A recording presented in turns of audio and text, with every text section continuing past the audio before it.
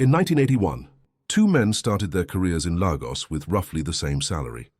Same city, same economic conditions, same opportunities or lack thereof. 40 years later, one of them built a $20 billion industrial empire that employs over 30,000 people across Africa.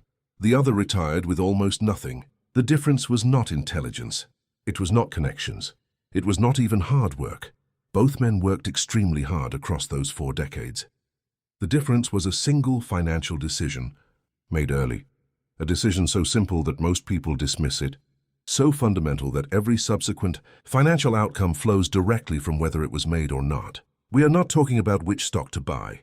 We are not talking about which business to start. We are not talking about any sophisticated financial instrument or strategy. We are talking about a decision about time, specifically about the relationship between the present moment and every future financial outcome that will ever be available to you. And by the end of what we are about to walk through, you will understand exactly why this one decision explains more about the wealth gap in Africa than any other single factor, and exactly what making it actually requires in practice. Act 1. The anatomy of the wealth gap. Let us start with something that most financial content gets fundamentally wrong.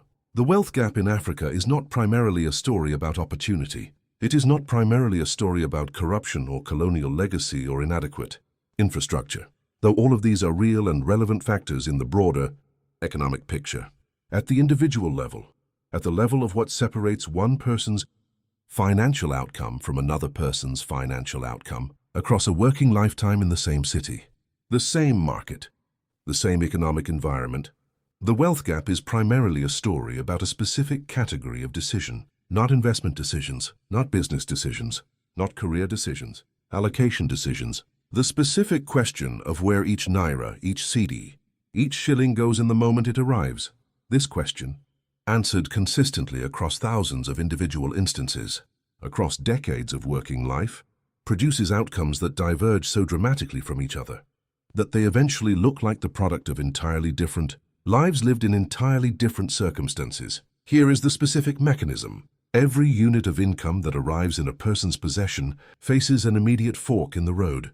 It can be consumed, spent on current wants and needs, exchanged for present value, converted into an experience or a possession that exists today and is gone tomorrow. Or it can be allocated, directed toward a position that will generate additional value in the future, converted into an asset that produces income or appreciation across time, exchanged for future value rather than present value.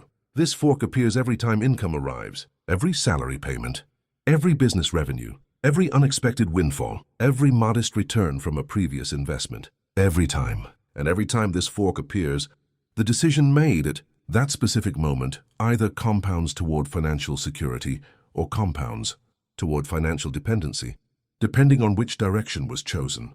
The wealth gap is not the product of a single, dramatic decision made at some pivotal moment. It is the accumulated product of thousands of small decisions made at this same fork, across decades, adding up to outcomes so different from each other that they appear to reflect entirely different starting conditions when observed from the outside. The disruptor. We need to challenge something here directly. The most common response to this framework is a version of the same objection. This sounds like you're saying poor people are poor because of their decisions. That ignores systemic inequality, structural disadvantage, and the specific historical conditions that have produced economic outcomes in Africa. This objection is legitimate at the macroeconomic level, at the level of national economies, continental development trajectories, and the structural factors that determine aggregate wealth. Distribution, systemic factors, matter enormously and cannot be reduced to individual decision-making. But that is not the level we are operating at in this analysis. We are operating at the level of what an individual person in a specific African city with a specific income can do to produce a different financial outcome for themselves and their family, regardless of what the macroeconomic environment is doing around them. And at that specific level, the level of individual financial outcomes within a given economic environment, the allocation decision is the single most powerful lever available. Not because systemic factors do not exist, but because the allocation decision is the one lever that every individual actually controls. Regardless of what they cannot control, Dangote did not build a $20 billion empire because Nigeria had no systemic challenges during his working life. He built it across periods of military coups, structural adjustment programs, currency collapses, hyperinflation, and political instability that destroyed the financial positions of countless other businesses and individuals operating in the same environment. The environment did not change. The allocation decision did. Act 2. The compounding reality. Let us make this specific with numbers that illustrate the mechanism more concretely than any abstract framework can. Two people, same age, 25, same starting income. The equivalent of $500 per month, which represents a reasonable middle-income starting salary across multiple African markets. Person A makes the allocation decision. From the first month of their working life, they direct 20% of their income, $100 per month, into a position that generates returns. Let us use a conservative 15% annual return, which is achievable across multiple African investment instruments without requiring sophisticated financial knowledge or significant capital. Person B does not make the allocation decision. They consume the full $500 every month, not irresponsibly. They meet their obligations. They live reasonably. They are not extravagant. They simply do not allocate. Both people receive the same 5% annual salary increase across their working lives. Both work until 60.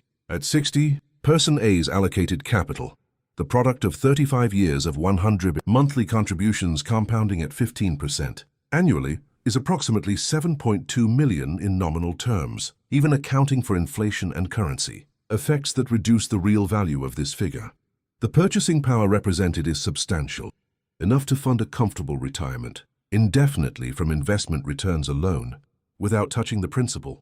Person B at 60 has their final month's salary and whatever they happen to have saved in the weeks before retirement. Same income, same economic environment, same working life. Outcome differential of approximately $7.2 million. This is not the product of extraordinary investment skill. Person A did not pick winning stocks or time, the market, or access exclusive investment opportunities. They made one decision: to allocate 20% of income to a return-generating position and maintain that decision consistently across 35 years. The compounding did the rest. This is the mathematical reality that the allocation decision either accesses or forfeits. And it is operating continuously on every person's income, regardless of whether they have consciously engaged with it or not. The only variable is which direction. It is compounding. We want to give you a specific number right now. Take your current monthly income, multiply it by 0.20. That is the monthly allocation that the framework above is built on. Now multiply that number by 12. That is the annual allocation. Now multiply that by 35. That is the total direct contribution across a working life, before any compounding at all.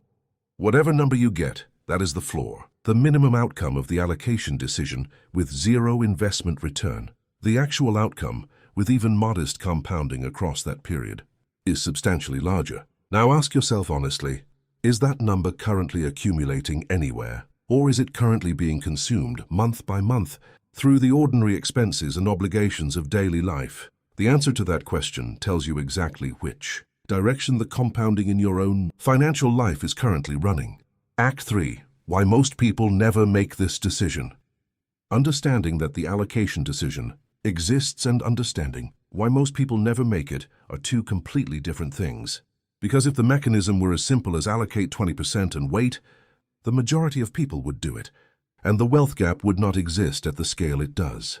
The reason most people never make this decision, or make it briefly and then abandon it, comes down to 4 specific psychological and structural forces that work against it. The first force is present bias. Present bias is the documented tendency of human psychology to weight present rewards substantially more heavily than future rewards of equivalent or even greater value. $100 available today feels worth more than $200 available in 5 years, not because the $200 is not objectively larger, but because the present $100 is concrete and certain while the future $200 is abstract and uncertain. This bias operates directly against the allocation decision because the allocation decision requires trading a concrete present, consumption for an abstract future accumulation. Every month the allocation is made.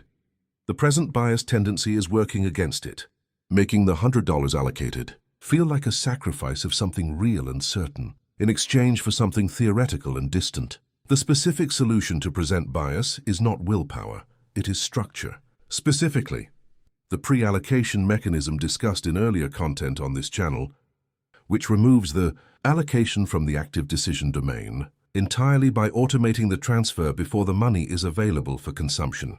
You cannot be biased against keeping something you never had access to. The second force is social visibility. In African social contexts specifically, wealth is frequently communicated and confirmed through visible consumption: the car, the house, the clothing, the social events attended, the contributions made to community celebrations. These visible markers serve important social functions. They signal status. They demonstrate belonging. They confirm participation in the community's definition of success. The allocation decision works against this social visibility mechanism in a specific and uncomfortable way. Money that is allocated to investment positions is invisible. It does not demonstrate status. It does not confirm belonging. It does not generate social recognition. The neighbor who sees the monthly bank statement and the monthly investment account balance does not see the investment account. They see the car, the house, the contribution at the ceremony. This creates a specific social pressure toward consumption and against allocation, not through any malicious intent, but through the structural operation of a social environment that rewards visible consumption and is indifferent to invisible accumulation. Dangote's documented behavior directly contradicts this social visibility pressure. His choice to drive ordinary vehicles, eat in modest establishments, and avoid ostentatious lifestyle display during the decades when his capital was being accumulated reflects precisely the resistance to social visibility pressure that the allocation decision requires. Not as self-denial, as strategic indifference to a social metric that was incompatible with the financial trajectory he was building. The third force is the obligation network. This force is specific to African contexts in a way that makes it worth addressing separately from the general social visibility pressure. As discussed in detail in earlier content on this channel, the financial obligations created by family and community networks in African contexts, ceremony contributions, family emergency support, informal credit obligations, create a specific and recurring pressure on income that competes directly with the allocation decision for the same resources. The specific challenge of this force is that it is not irrational. The obligations are real. The relationships they reflect are genuinely important. The social cost of failing to meet them is not imaginary. Managing the obligation network poorly does not just reduce financial accumulation. It damages relationships that matter in ways beyond the financial. The solution is not to eliminate the obligation network. That is neither possible nor desirable. The solution is to structure the financial system so that the allocation happens before the obligation network has access to the income, which is precisely what the pre-allocation discipline described in earlier content accomplishes. The obligation network operates on whatever is available after the allocation, not on the gross income before it. The fourth force is the absence of a visible mechanism. This is the force that this entire series has been specifically designed to address. Most people who do not make the allocation decision are not making it because they have evaluated it and decided against it. They are not making it because nobody has ever shown them clearly and specifically what it looks like in practice, what account to open, what instrument to use, what percentage to start with, what to do when the obligation network creates pressure to redirect the allocation. The absence of a visible, specific, accessible mechanism converts a simple decision into an overwhelming complexity that most people defer indefinitely, not because the decision is wrong, but because the path to implementing it is unclear.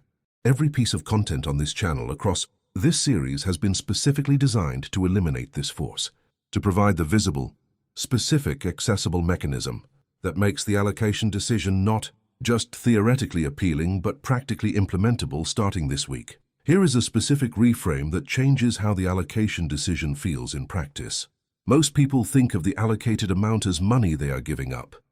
Present consumption sacrificed for future accumulation. This framing makes the allocation feel like a loss, which is precisely why present bias works so effectively against it.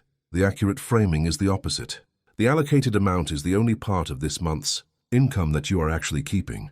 The consumed portion is gone, exchanged for present value that will not exist next month. The allocated portion is the only portion that will still be working for you next month, next year, next decade. You are not saving by consuming and allocating the rest. You are losing by allocating and consuming the rest. This reframe, once genuinely internalized, changes the emotional valence of the allocation decision from sacrifice to preservation. And preservation is a fundamentally easier psychological posture to maintain consistently than sacrifice. Act 4. The decision in practice. We have established what the allocation decision is, why it matters, and why most people never make it. Now let us be specific about what making it actually requires in practice, because the gap between understanding the decision and implementing it is where most people's financial progress stalls. The first requirement is a specific percentage decided in advance, not approximately 20%, not around 15%, a specific written, predetermined percentage that is non-negotiable across every income, event, salary payment, business revenue, unexpected income, any source. The specific percentage matters less than its specificity and its consistency. 10% maintained, consistently across 35 years outperforms. 30% maintained for 6 months and abandoned. The compounding math rewards consistency far more than it rewards optimistic percentages that cannot be sustained. The recommended starting percentage for someone who has not previously made this decision is 10%, low enough to be sustainable without significant lifestyle disruption, high enough to begin meaningful compounding, and with room to increase as income grows and as the habit of pre-allocation becomes automatic rather than effortful. The second requirement is a specific destination for the allocated amount. The allocated percentage cannot simply remain in the same account as the rest of the income, because money that is physically accessible is psychologically available for consumption, regardless of the intention attached to it. The allocation requires a specific, separate account or investment, position that is distinct from the operating account, distinct enough that accessing it requires a deliberate, additional step rather than simply being available in the same place as spending money. The specific instruments appropriate for this position were discussed in detail in the passive income and inflation content earlier in this series. Treasury instruments, equity positions, high-yield savings vehicles. Each has specific characteristics, appropriate to different capital levels and different stages of the accumulation journey. The third requirement is automation, manual allocation. Deciding each month to move the percentage and executing the transfer relies on a consistent monthly act of willpower in the face of every competing pressure that exists at the moment the income arrives. Automated allocation, a standing instruction that moves the predetermined percentage immediately upon income receipt, removes the monthly willpower requirement entirely. The decision is made once, automated, and operates regardless of what the obligation network is doing, regardless of what social pressures are visible that month, regardless of what present bias is suggesting about the relative value of present versus future consumption. This single shift from manual to automated allocation is responsible for more consistent implementation of the allocation decision than any amount of additional financial education or motivational content could produce, because it removes the decision from the domain where psychological forces work against it and places it in the domain of pre-committed mechanical execution. The fourth requirement is protection from the reallocation pressure. Every allocation that has been made will eventually face pressure to be undone. A family emergency, a social obligation, a seemingly exceptional opportunity that justifies accessing the accumulated position just this once. Managing this pressure requires a specific, pre-committed rule about what conditions justify accessing the allocation, and the critical feature of this rule is that it must be decided before any specific pressure arrives, not in the moment when the specific pressure is present. And the emotional case for making an exception feels most compelling. The general principle recommended is that the allocated position is accessible for genuine emergencies, medical crises, genuine income disruption, but not for obligations that were foreseeable, social pressures that exist every year, or opportunities that appeared without warning and whose urgency is primarily a function of the excitement they generate rather than their genuine scarcity. The emergency fund discussed in earlier content on this channel is the specific buffer designed to absorb the legitimate emergency cases, ensuring that the allocation position does not need to be accessed even for genuine unexpected needs, as long as the emergency fund has been established and maintained at its target level. Act 5. What this decision builds across time. we want to close with something specific about the long-term architecture that the allocation decision builds, because understanding the destination makes the journey more legible and more sustainable. The allocation decision, maintained consistently across a working life, builds 4 specific things that together constitute genuine financial security in a way that no single income level, regardless of how high, can produce without it. It builds a capital base that generates income independently of continued work. This is the fundamental outcome, the specific condition that separates people who must work from people who choose to work. When the accumulated allocation generates monthly returns that cover a meaningful proportion of monthly expenses, the relationship between continued employment and financial survival begins to shift. Each percentage point of expense coverage that investment returns provide is a percentage point reduction in the financial vulnerability created by any disruption to active income. It builds a buffer against the specific economic risks of African markets, the inflation, currency instability, and economic disruption discussed in earlier content affect everyone operating in African markets, but they affect people with accumulated investment positions differently from people without them. Because the investment position itself, when appropriately allocated across asset classes, provides partial protection against exactly these forces, while income dependency without investment position provides no such protection. It builds the foundation for intergenerational wealth transfer. The retirement video in this series addressed the specific reality that most Africans will retire financially dependent on their children, creating a burden on the next generation that constrains their own financial progress. The allocation decision, maintained consistently, builds the asset base whose returns fund retirement without that burden, and whose residual value, when retirement is adequately funded, becomes the intergenerational transfer that changes the starting conditions for the next generation, rather than reproducing the same starting conditions that the current generation inherited. It builds the proof of concept that makes every subsequent financial decision more confident. This is perhaps the most underappreciated product of the allocation decision, the specific psychological certainty that comes from having direct, personal evidence that disciplined financial behavior produces tangible results. Every month the allocated position grows, every quarterly statement that shows compounding operating on the accumulated balance, every year that the total position reaches a new milestone. Each of these represents direct evidence that the mechanism works, that the decision was correct, that the patient, consistent approach produces what it promises to produce. This certainty is not available to someone who has only read about compounding. It is only available to someone who has made the allocation decision and maintained it long enough to observe its effects in their own specific account, with their own specific numbers, in their own specific economic context. That certainty, once built, is the foundation of every subsequent financial decision, because it replaces the abstract belief that financial progress is possible with the direct knowledge that it is real. The close. In 1981, the decision that separated Dangote's trajectory from most of his contemporaries was not dramatic. It was not announced. It was not celebrated. It was not visible to anyone observing from the outside. It was the quiet, specific, consistent decision to allocate a portion of every naira that arrived in his possession toward positions that would generate additional naira in the future, rather than consuming every naira for present value. That decision, compounded across 4 decades of consistent application, produced the outcome that looks from the outside like genius, like luck, like connection, like advantage. From the inside, it was a simple decision about where money goes the moment it arrives.